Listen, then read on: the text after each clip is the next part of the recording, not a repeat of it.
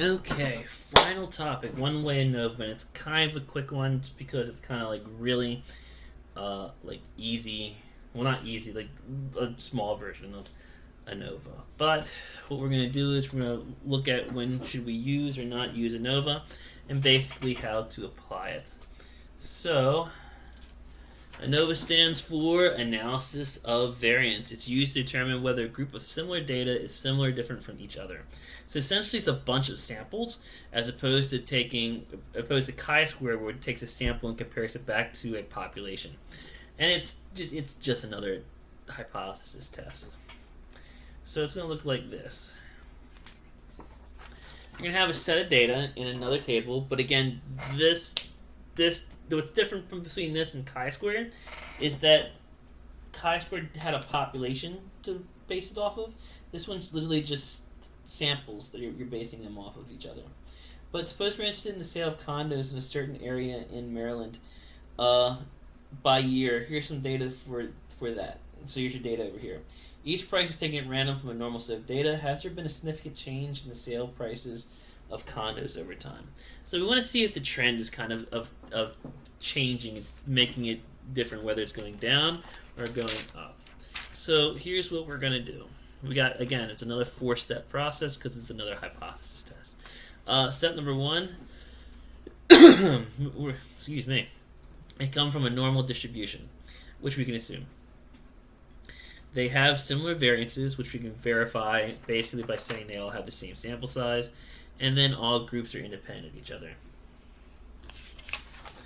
Null hypothesis is always going to be all the means are the same. Alternative hypothesis is that at least one of them is different.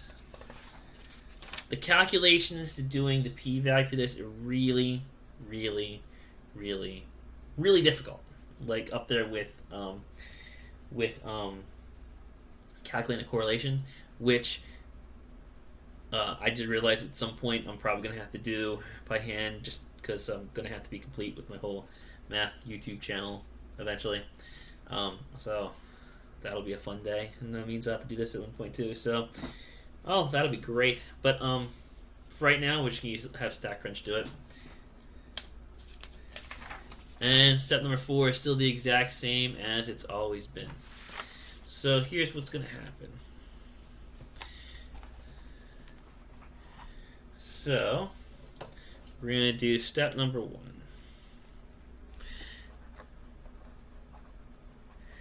So the very first thing we're going to confirm here is normal. So it comes from a normal distribution, which we're going to assume.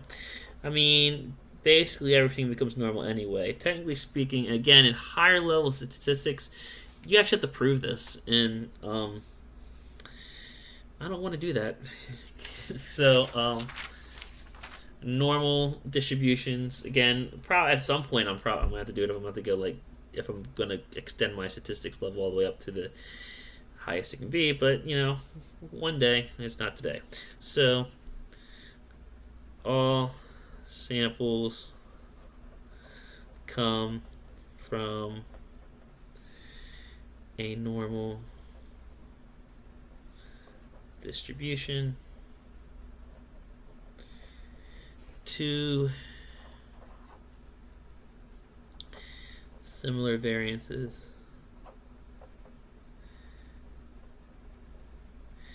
since all groups have the same number of terms, we can assume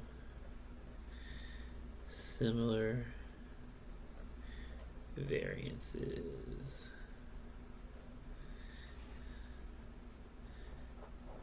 Three. Independence.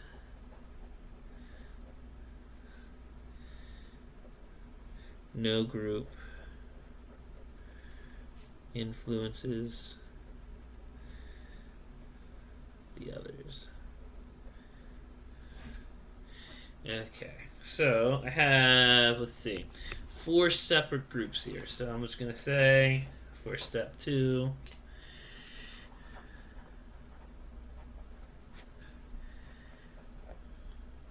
mu1 is equal to mu2 is equal to mu3 is equal to mu4.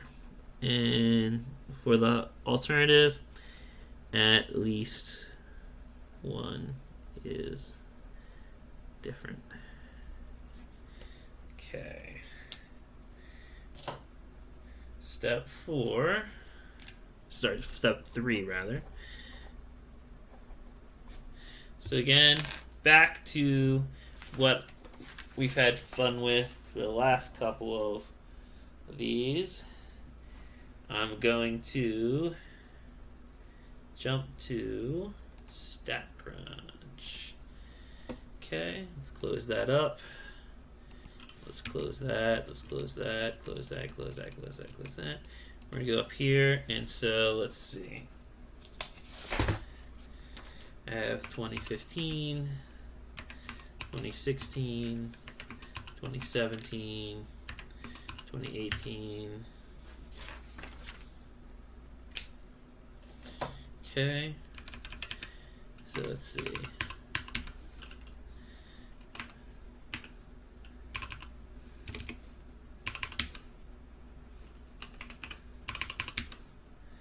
Just draw in all my data.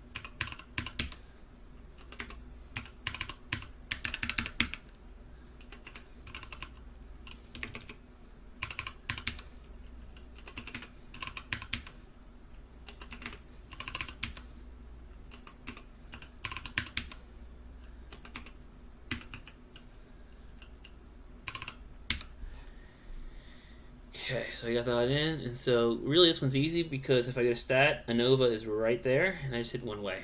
And then all I have to do is hit control, and then click right down on these, and hit compute. And I get a p-value of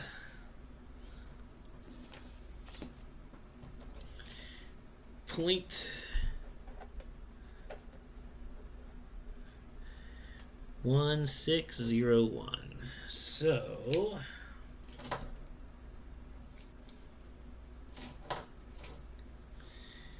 if I go back,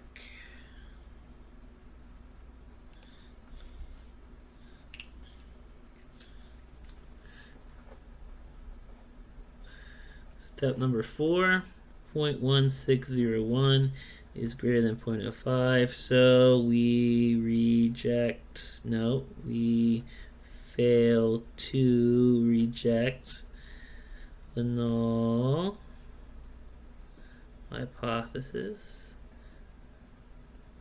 And so all samples are basically the same. That's what you're really looking at, either the same or they're different. All samples are basically the same in this case. Or we could say we do not have enough evidence to show one group is different from the rest. So that's perfectly fine to say as well. Kind of keeping that motif of having no evidence.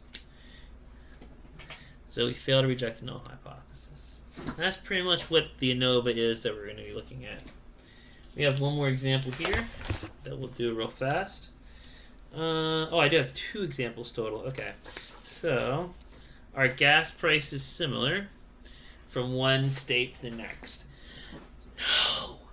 Here's a set of data that was taken from a normally distributed set. if there's enough evidence to show that the prices are different from one state to the next. Yeah, California definitely is going to throw the curve off because California has some very expensive gas. So, let's look at it.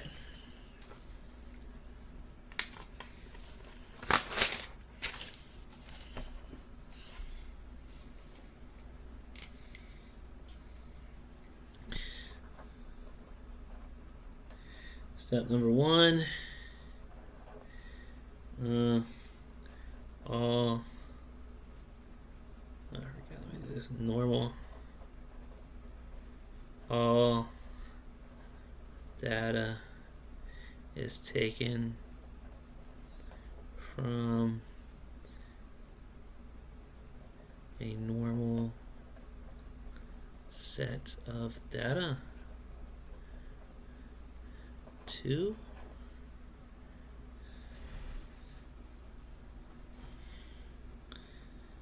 Similar variances. All sample sizes are the same, so the variances should be similar. 3 independence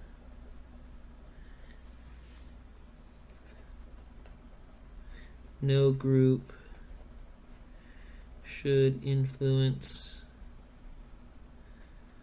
the other. Okay. Step number 2. So we have 6 columns of information. So we're going to do mu1 is equal to mu2 is equal to mu3 is equal to mu4 is equal to mu5 is equal to mu6. And then the alternative hypothesis is one of these do not equal each other. I guess we say at least one. Okay. So then step 3. So let's go put this into StatCrunch. So let's see, we got Maryland,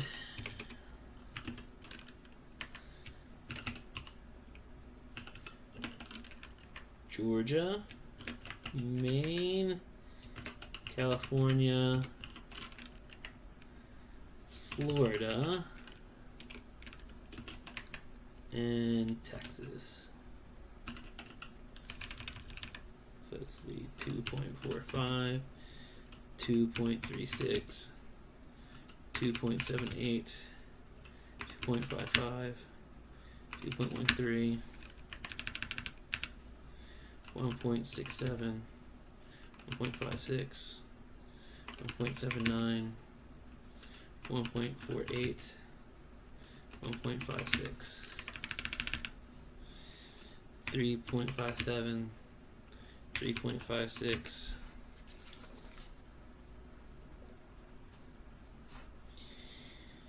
3.52, 3.81, 3.22,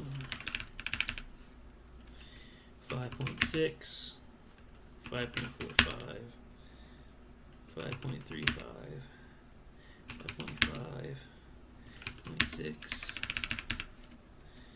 3.45, oops, move my cursor, 3.45, 3.24, 3.25, wait a minute, 3.24, 3.4, 3.67,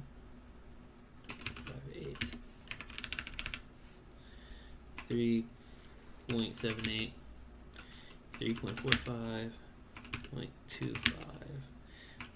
2.89, 2.9, Okay. Close this. So you go stat, ANOVA, one way, hit control, and then select everything, and then hit compute. So I get less than 0.01, we'll just call 0.001.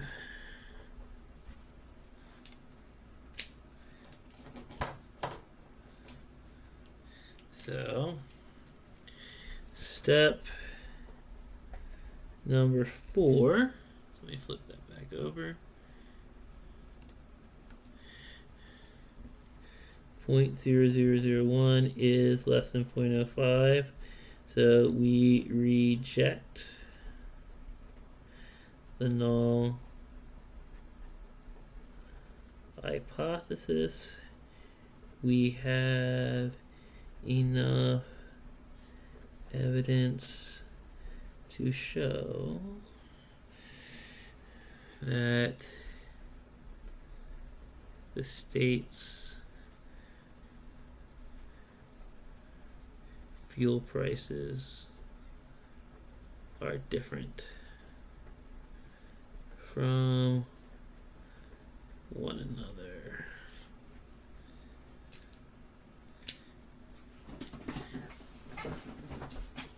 And that's pretty much it. That's how you do it. Now I got one more example so you can see real fast. But that's pretty much ANOVA in a nutshell. We got one more example. It is believed that scores on similar tests between different teachers should be the same even if they use different teaching styles. Here's a list of test grades for 4 different teachers. Are the teachers' test scores very different? So let's see. So, one last test.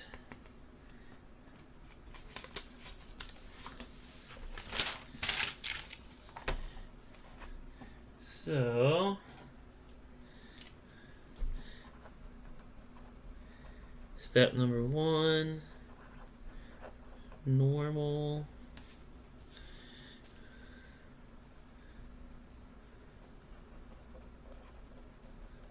The data comes from a normal set of data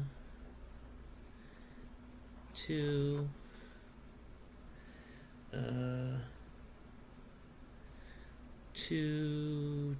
where was I at? 2 is similar variances. So, since all data has the same number of turns, what am I thinking? Same number of terms, the variances are the same. And then 3, independence.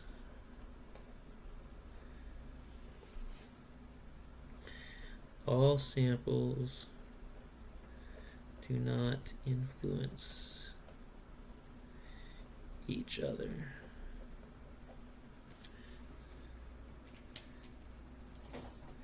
Step number 2.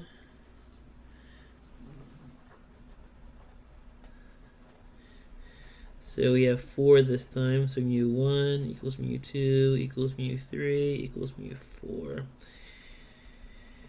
And then we say at least 1 does not equal the other.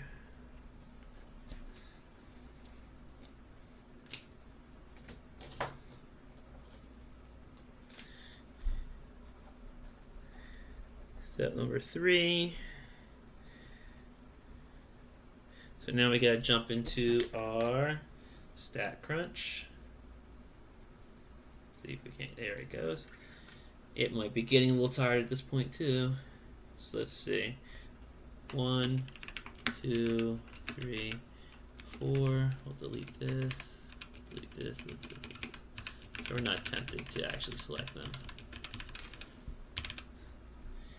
Okay, so 89, 91, 99, 92, 93, 97, 68, 95, 98, 91, 88, 93, 71, 90, 92, 87, 83, and then 81, 85, 93, 79, 84, 90. Okay, and we're going to go cut that off, go to Stat, go to ANOVA, One-Way. Select them all, hit Compute. We get a p-value of 0.2084. Okay, and finally,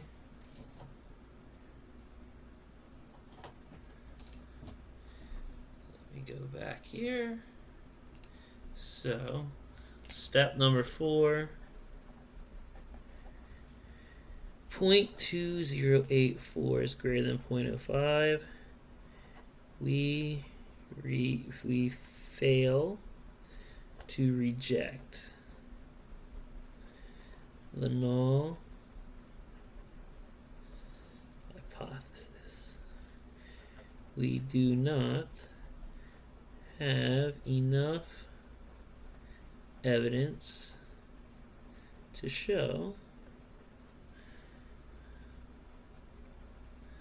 the teacher's grades are different. And that's it. Happy studying.